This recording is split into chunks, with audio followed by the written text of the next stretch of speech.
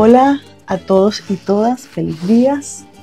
Gracias a los organizadores y las organizadoras, mi profesora doctora Maribel Prieto Hernández, coordinadora de la Cátedra Libre Boleda Martí, a la doctora María Figueredo, directora del Centro de Estudios Sociales y Culturales. Gracias por seguir contribuyendo al desarrollo del quinto Foro Internacional Voces Decoloniales. Lectura del presente potencial, un debate urgente en espacio de construcción de conocimiento, recuperación del sujeto en un mundo multipolar y de resistencia antiimperialista.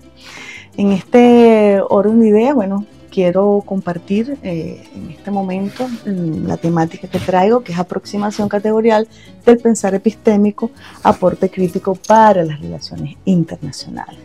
Quiero iniciar entonces con una idea fuerza de Hugo Semelman, pensador chileno, que estuvo mucho tiempo exiliado en México.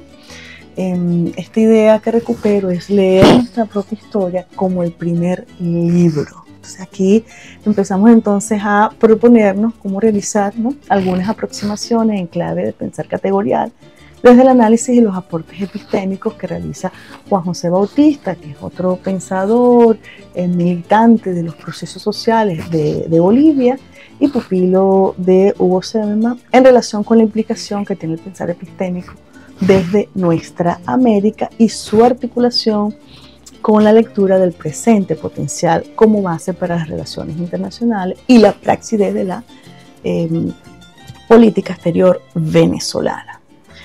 Parto entonces de plantear algunas preguntas un poco para problematizarnos, ¿no? ¿Qué es esto del pensar epistémico? ¿Qué significa pensar categorial? ¿Cómo es el pensar original? ¿Cuál es el lugar de enunciación para hacer ejercicio del pensar epistémico? En ese orden de ideas asumo algunas ideas de Bautista, pero también de Semelman, en que el pensar epistémico implica leer la realidad de nuestros pueblos como un espacio de construcción que se recrea y se crea en varias direcciones.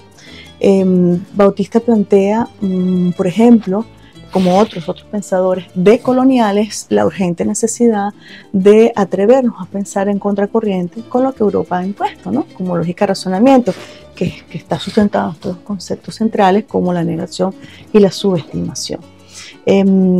Asimismo, esto que sugiere Bautista, alimentado también por las ideas de Dussel, cuestiona, por supuesto, el rol que las universidades hemos tenido, los intelectuales, investigadores de América Latina, en constituirnos como centros de saberes, pero que se ha asumido una tendencia investigativa y de producción de conocimiento al construir teorías alejadas, ¿no?, o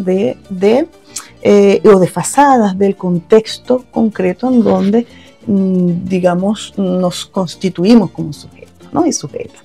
Entonces de Bautista recupero esta idea en tanto a producir conceptos y categorías propias que son necesarias, que parten de los núcleos problemáticos contenidos en nuestra propia realidad, cuyos contenidos provengan de nuestra propia tradición, cultura e historia.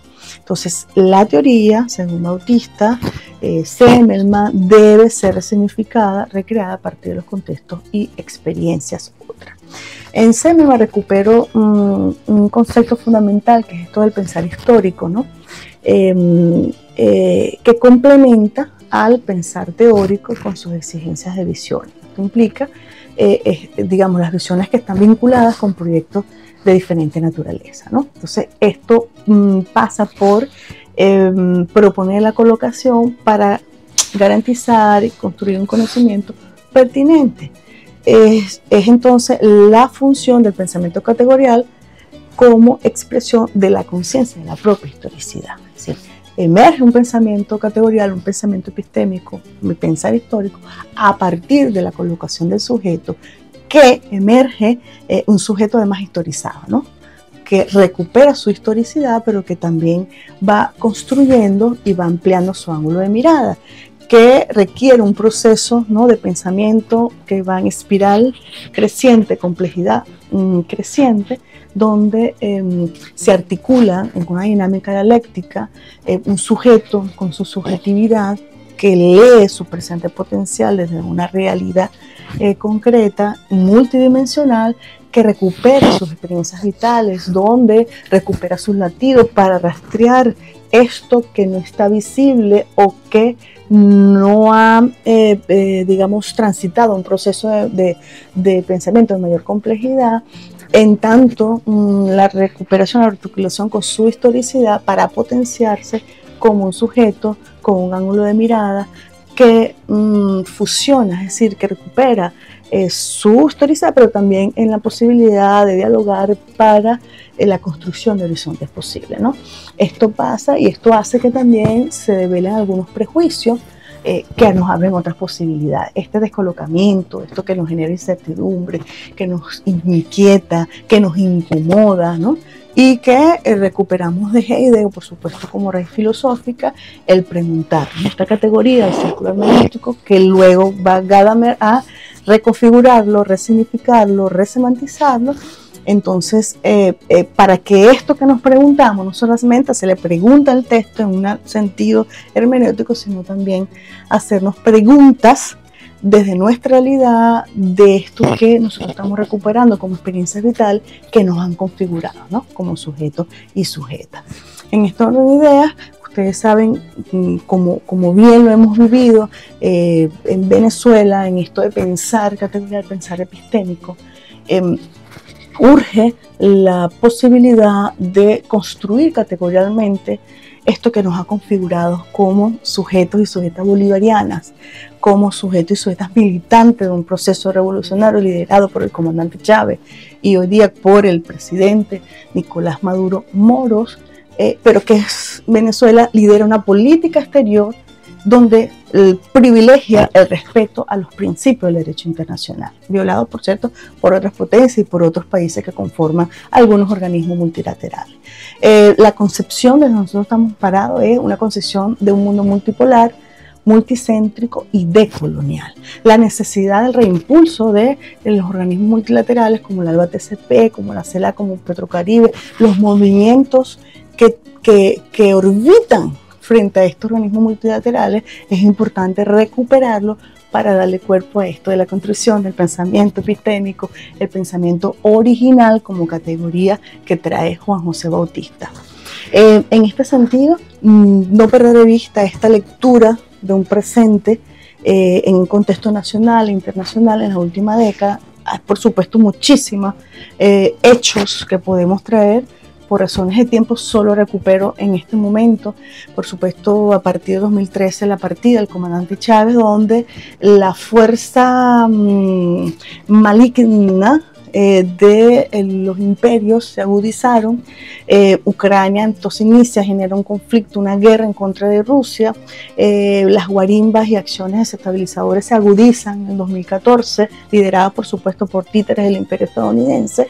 Las acciones genocidas dictadas por el Estado de Israel, que se agudizan, pero que han sido históricas, pero a partir de 2014 hasta la fecha actual, en consonancia, conchupancia, digámoslo así, con el Consejo de Seguridad de la Organización de las Naciones Unidas, a partir de los fracasos de los tratados de paz, continúan con la masacre al pueblo palestino. En ese sentido, quiero rendir tributo al pueblo palestino, decir que desde los espacios de las misiones diplomáticas, del pueblo venezolano, de nuestros espacios académicos, de militancias, rendimos tributo y abrazamos al pueblo palestino, a miles de niños y niñas que han sido masacrados, asesinadas, y de mujeres, hombres, seres humanos, por fuerzas imperialistas que no les conviene que pueblos como Palestina se emancipen, ¿no?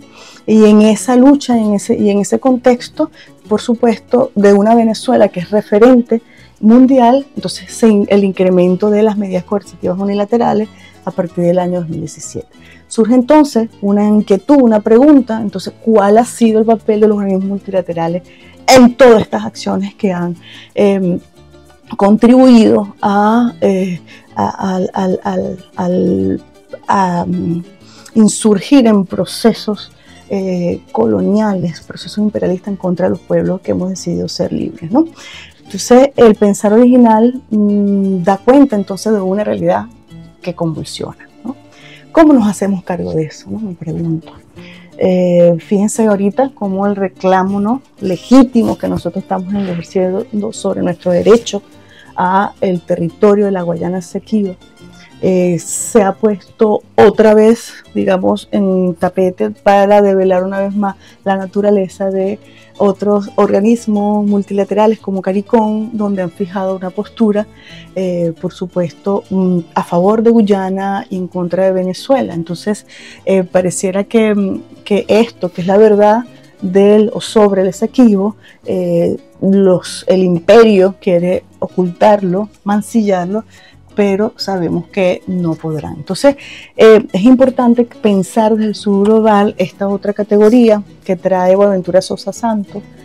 Aquí tengo dos textos que quisiera sugerir: Epistemologías del Sur, Justicia en contra del epistemicidio como categoría que invisibiliza al racismo epistémico. Este está en inglés, pero aquí hay uno en español que ustedes lo conocen muy bien, Una epistemología del Sur, donde Boaventura Sosa Santos recupera acá que la ecología de los saberes trata de crear una nueva forma de relación entre el conocimiento científico y otras formas de conocimiento. Es decir, crear estas relaciones de construcción entre lo que ya existe y lo que está emergiendo como fuerza, otros tipos de saber, otros tipos de sentir, otros tipos de pálpitos, ¿no?, y de latidos. Entonces, me pregunto, desde este contexto, ¿no?, internacional, donde Venezuela es un faro de posibilidades, el Caribe oriental fundamentalmente es aliado estratégico. Pensar entonces en mirar los referentes que nos conectan con la historia de nuestros pueblos, ¿no? No solamente a la resistencia o desde la resistencia de las potencias extranjeras como las españolas, las inglesas, las francesas, las holandesas, las portuguesas, reconocer, por ejemplo, que desde el punto de vista territorial, geopolítico, cultural, Venezuela está íntimamente relacionada, históricamente relacionada con el Caribe oriental, específicamente de esta zona del Caribe, San Vicente de las Granadinas, cuando nuestros caribes, nuestros cariñas arribaron a tierras, a costas vicentinas, y cómo además esas culturas se encuentran. Pero además de eso, ¿cómo leemos? A partir de eso, ¿cómo leemos desde el punto de vista de las contradicciones que van emergiendo en la postura que asumió CARICOM frente a las acciones de Guyana sobre el territorio, por ejemplo, de la Guayana Esequiba, ¿no?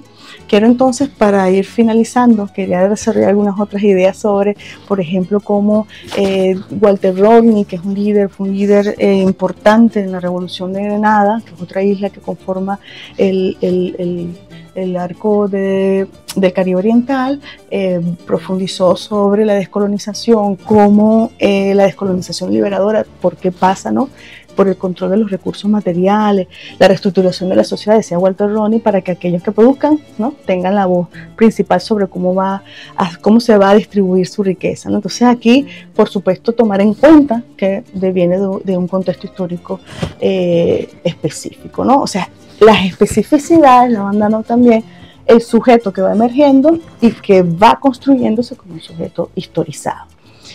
Quiero entonces concluir con algunas ideas diciendo que una de las potencialidades que caracteriza la diplomacia bolivariana de paz es que ha sabido crear alternativas de cooperación en medio de un criminal bloqueo que a todas luces pretende acabar con el sueño bolivariano, declarado en esa máxima de Simón Bolívar: para nosotros la patria es América.